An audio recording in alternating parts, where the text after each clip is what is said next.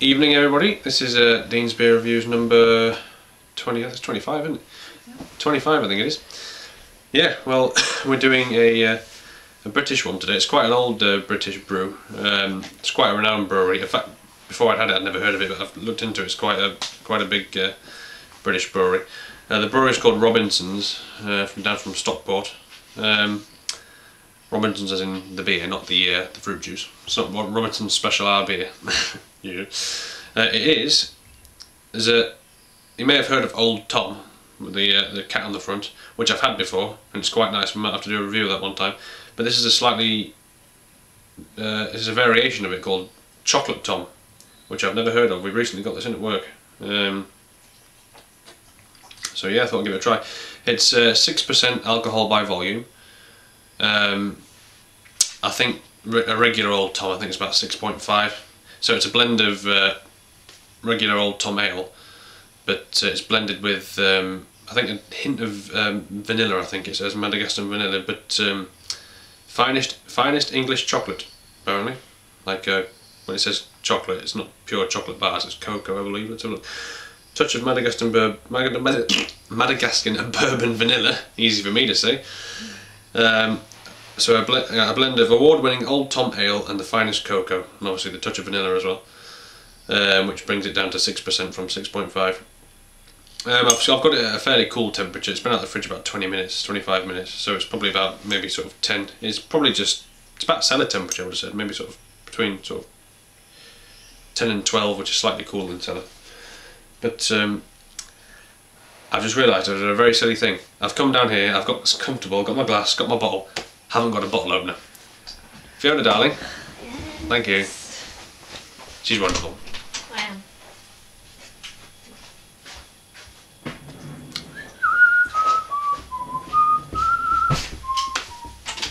Ah, thank you very much. Right, let's crack this mother open. It doesn't say that it's bottle conditioned on it, and I've had a look in the bottom, and although I can't see anything floating around, I can see a fine layer of something, I think. So just to be on the safe side, I'm going to be careful with the pour. Just to be on the safe side, like I say. I don't know if it is or not bottle conditioned. Picture of a cat on. Can you make out that that's a cat on the camera? Not really. Not really. Well, there it is. It's a picture of a tomcat. Funny enough. Right. There's bubbles already at the top. Oh, I can smell a bit of obviously the ale, but a dark chocolatey smooth sort of smell already. Right, just excuse my sinuses. Right, I don't know if it's bottle conditioned or not, so I'm just going to pour this thing straight out, and it's a lot lighter in colour than I thought it would be. I thought it would be quite a dark ale, because Old Tom's a bit darker than this, I'm sure it is.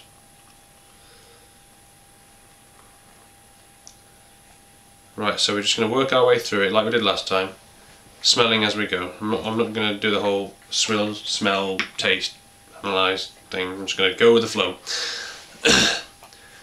And to start off with, I can see some champagne-y sort of bubbles coming from the bottom, like a big stream in the middle. I don't think you'll be able to make that out on camera. You can see all the bubbles around the edge. Yeah. A good 2 fingers with the head. You see the stream of bubbles right in the middle? Yeah. Yeah, that's a lot lighter than I thought it would be. Hold up to the light there.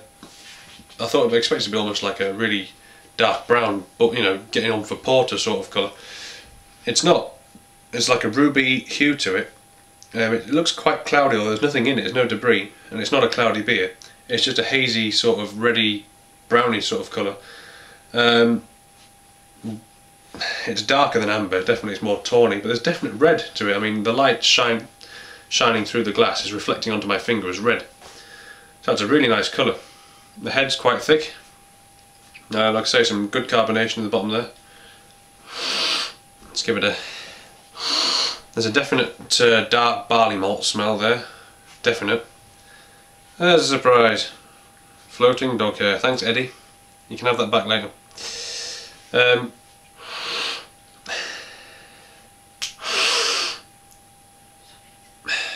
Yeah, I am getting, it's more of a chocolate smell than a cocoa smell. I thought I expected it to be a dark cocoa smell. It's not, it's quite a chocolatey smell. Smooth, fairly sweet, quite a creamy smell. With that barley malt. It's a really nice smell. But like I say, we'll We're able to get more from that as we go along. So now the head's starting to disappear a bit, I'm going to give it a taste. Cheers.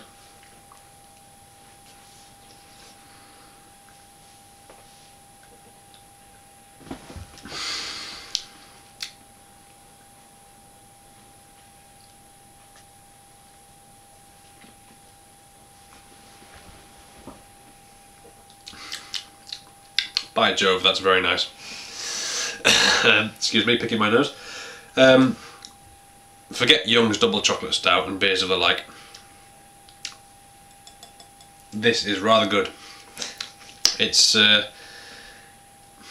can really taste the beer, obviously, but you can actually taste the vanilla and the creamy chocolate. Although it's not overpowering and sickly by any means, no way. It's just really nice, smooth tasting beer. It's fantastic. And the carbonation's still there to cut through it as well. So although it's smooth, you've still got the carbonation dancing on your tongue.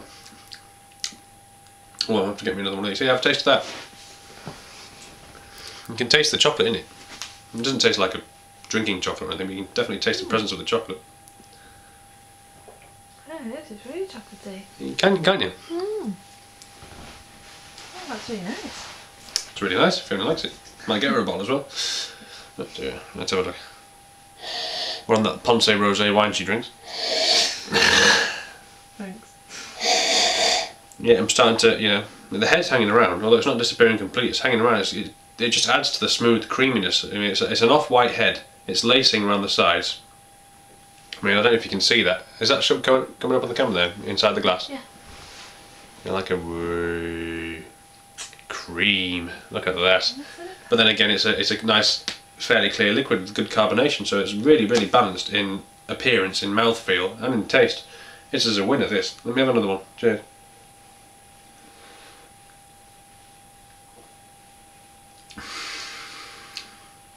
Yeah. Well, I'm going to sip on that and enjoy it. It's a, like I say, you can taste the barley malt. Obviously it's going to be hopped because it's a beer, but there's no hop taste there whatsoever. Yeah, there's no words fail me. I think I've just about said it.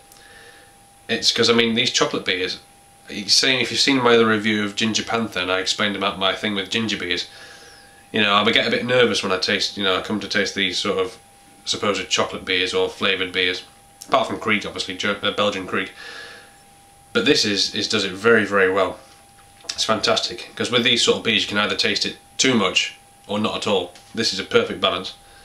Let's have a final sip and I'll give you a bit of a lowdown in a few words.